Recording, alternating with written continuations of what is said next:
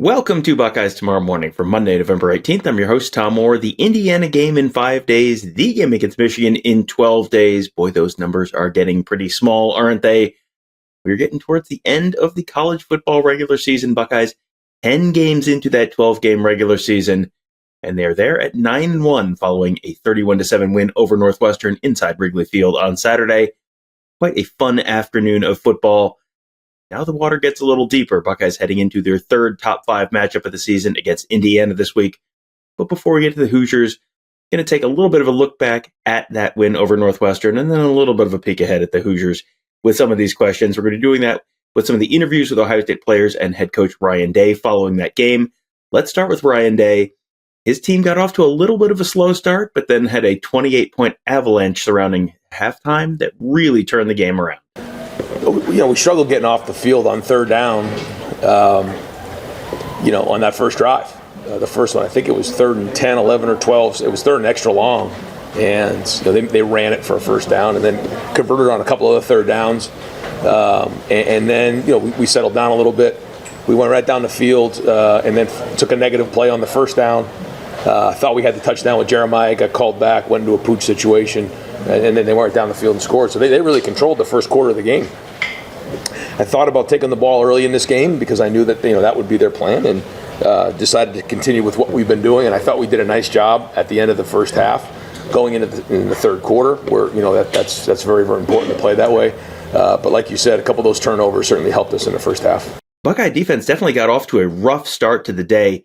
Gave up 24 plays for 161 yards and that one touchdown on those first 2 drives. I will do the math for you. 6.7 yards per play. That's a lot.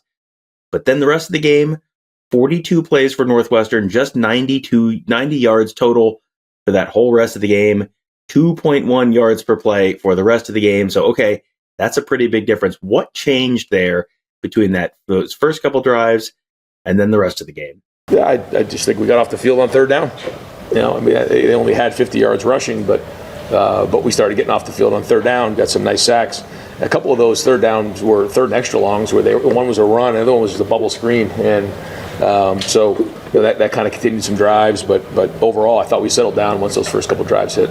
One of the many storylines going into the game was the sort of homecoming game for Carnell Tate. It was his first time playing in his hometown of Chicago since his freshman year of high school. He then went to IMG Academy down in Florida. So this was a little bit of an emotional game. He lost his mother a year ago. He had dozens of family and friends there at the game. And what happened? Well, then he caught 2 touchdowns, his first multi-touchdown game as a college player. Very cool day. Very cool story for Carnell Tate. Carnell's not someone who talks about himself or really even want me talking about him right now and everything that he's been through. But we all know that he lost his mom, and he does not show that every day when he's here. And we say it all the time that the game doesn't care about what you've been through. When you cross that line, you go onto the field, the game doesn't really care, but we do. His teammates do, his coaches do, the people who know Carnell care a lot about him.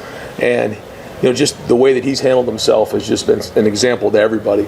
And we care a lot about him, and to see him get 2 touchdown passes in his hometown in front of I think he had over 25 people here watching him.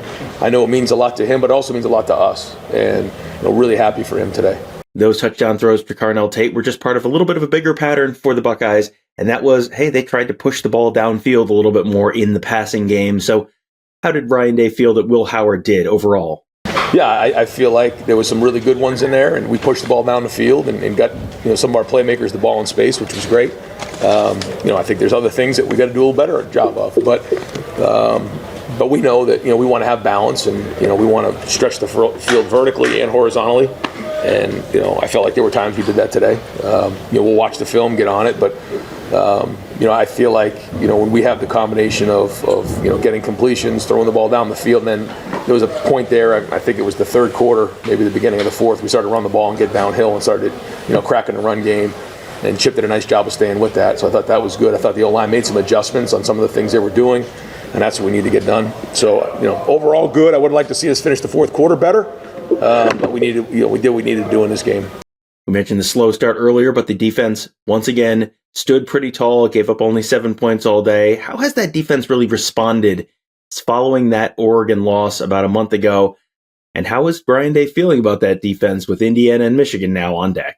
Yeah, we got some really big games ahead of us, and we know that. We want to be playing our best football in November. I've said that a million times. But, I feel like we've done a better job of getting to the quarterback. I feel like we're playing better technically, fundamentally, and we have to continue to do that and understand situations, all the above. So we'll get back in it. And each week it's a new season. What you've done in the past has nothing to do with what's going to happen moving forward, other than the fact that you've learned things, and you have to use those experiences to help you moving forward. But what really matters is what we do moving into this game next week. The Indiana Hoosiers are one of the best run defenses in the nation. The Buckeyes have to deal with that this weekend, but Northwestern was a pretty good run defense coming into last week's game. And then Ohio State ran for 5.2 yards per carry through the course of the game, including 7.8 yards per carry in the third quarter and 6.2 yards per carry in the fourth quarter. When they needed to run the ball to get the game over with, they were able to do it despite the fact that Northwestern was a pretty good run defense. So what's working right now for the Buckeye run game? They like so many teams in the Big Ten, do such a great job against the run. I mean, they're gonna put a bunch of guys in the box, and that's why you saw us push the ball down the field, because when they're gonna put that many guys in the box, you got to stretch them vertically. And I thought Will did a nice job of, when it wasn't there, checking it down and keeping us on rhythm on some of those plays, and that's good football. But we did make some adjustments there, and I thought we finally got that run game going. And the run game takes time at certain games, and we love to be hitting those 4, 5, 6, 7, 8, 9 yard, maybe more runs, yard runs early in the game. But it takes a little time, and you got to make those adjustments. And I think Chip did a good job of coming back to some stuff that we did make adjustments on, Justin and the guys with the O-line. So there were some good things there overall. Again, we'll learn from it, we'll grow from it, and every week you got to keep getting better. So we'll do that in the in the film room tomorrow, and then move on to next week. Something we've seen the last couple of weeks as the Buckeyes have played some more overmatched opponents is they've been rotating things a little bit more at corner. You've seen a lot more snaps for Jermaine Matthews when the game is still relatively close. You're not in garbage time, and you're seeing him plenty on the outside. So what went into that decision? I think we did it. We did it last week too, and we'll continue to do that when we feel like it's appropriate to play depth. We've been trying to get that done. We're getting more and more guys reps the last couple of weeks. I think it's helped the overall morale of the team. I think it helps in practice. I think it helps with our depth. I think it's healthy for us. So we'll keep looking at it and make sure that we're doing it right, because we want our guys to be able to play their best in the fourth quarter and play their best at the end of the season. Sunday, the Buckeyes named Sonny Styles, linebacker, the defensive player of the game, picked up a couple sacks, had a really impactful game overall. How has he continued to grow into his new role with the team this season to get to the point where he's playing as well as he is right now? Yeah, we need Sonny to be, as productive as he was today. And when you can do it in man coverage, you can do it in zone coverage, you can blitz, you start to mix in all these different things you can do, then you just become more of a weapon. And you saw him get after the quarterback today. That's something that we've been working on, is some of the, the linebackers, DBs, everybody, blitzing a little bit better and more efficiently with some of the tools that they need.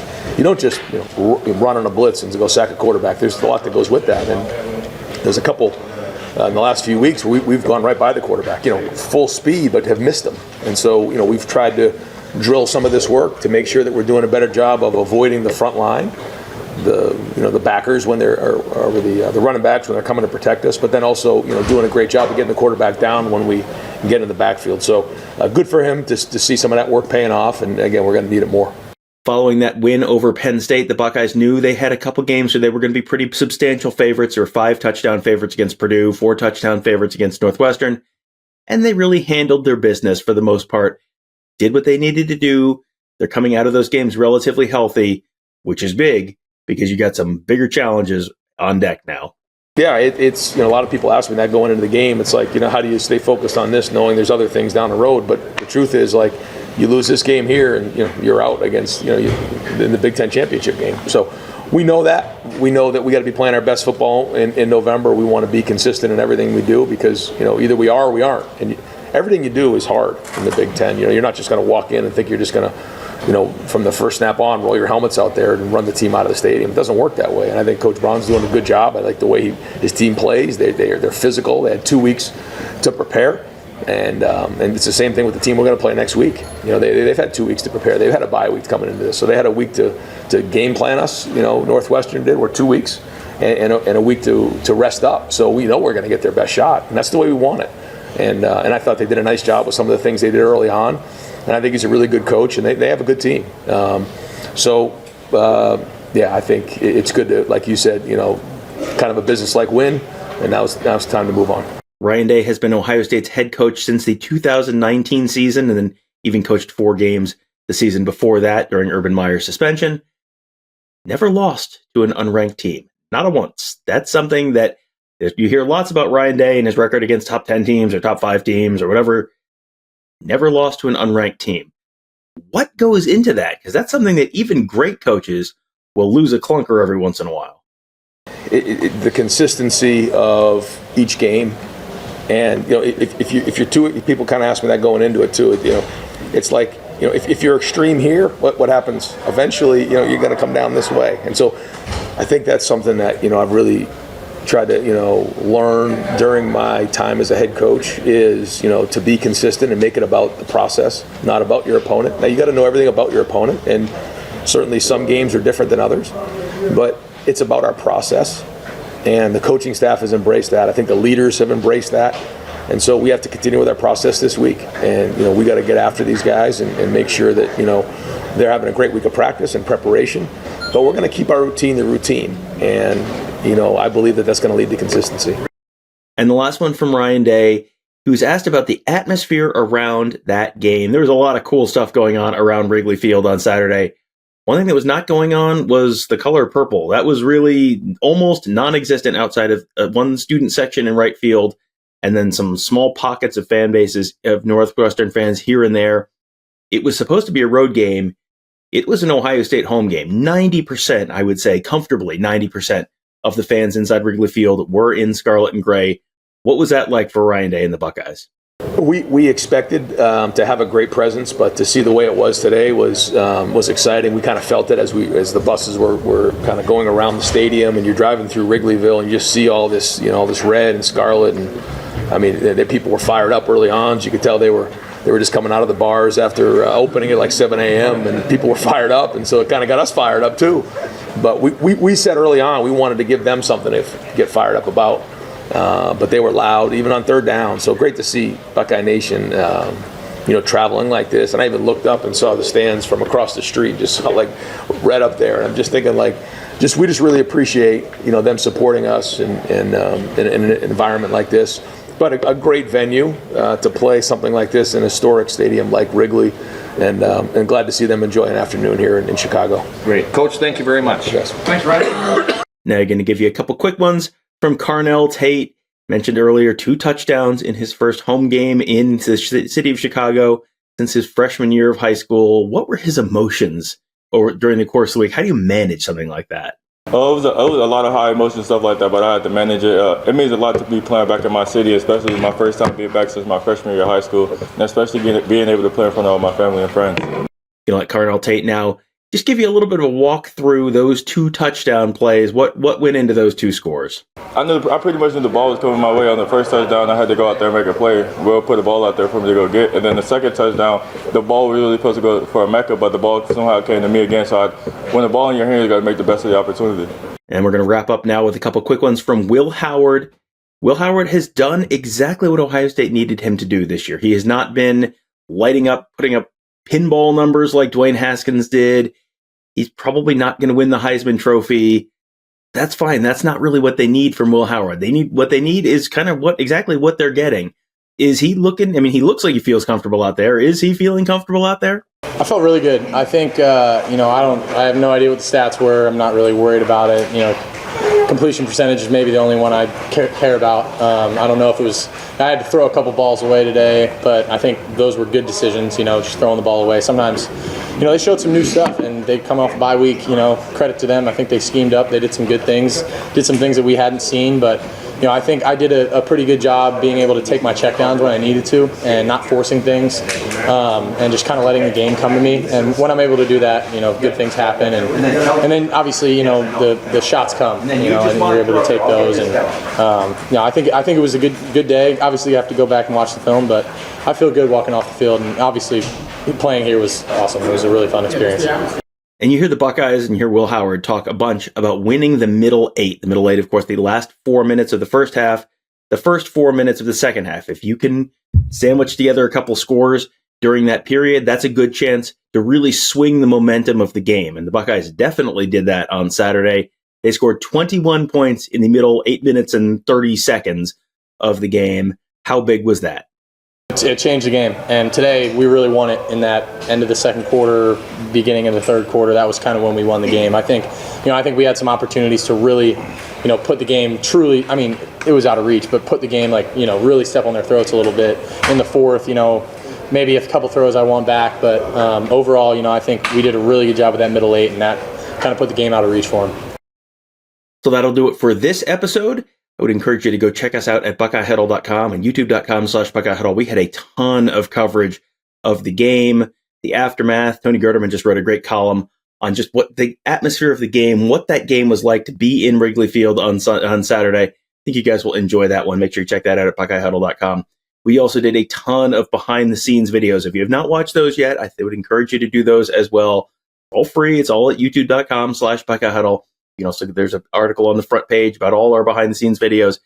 Took you all over Wrigley Field, inside the scoreboard, around the field, inside the bullpen, all that good stuff, inside the press box, the Harry Carey booth, all that fun stuff. You want to see every inch of Wrigley Field? We did our best to give you pretty much all of that, plus all sorts of interviews with players and coaches, Northwestern interviews after the game, all sorts of stuff, all at youtube.com/BuckeyeHuddle. And of course, make sure you also check us out at BuckeyeHuddle.com. That's where Tony, Kevin, and I cover the team. Mark covers recruiting. Got our whole team of X's and O's gurus there to make you a smarter football fan. It's all at BuckeyeHuddle.com. Running our sale right now, $4.99 for your first month. That first month will get you through the Indiana game, through the Michigan game, through the Big Ten championship game, and now heading into the college football playoff. It is going to be an eventful month. You had early signing day in there, too. I mean, this is going to be a heck of a month. We would love to spend it with you there at BuckeyeHuddle.com. We hope to see you there. That will do it for today. Thank you guys all for joining us. Have a great day. We'll talk to you tomorrow.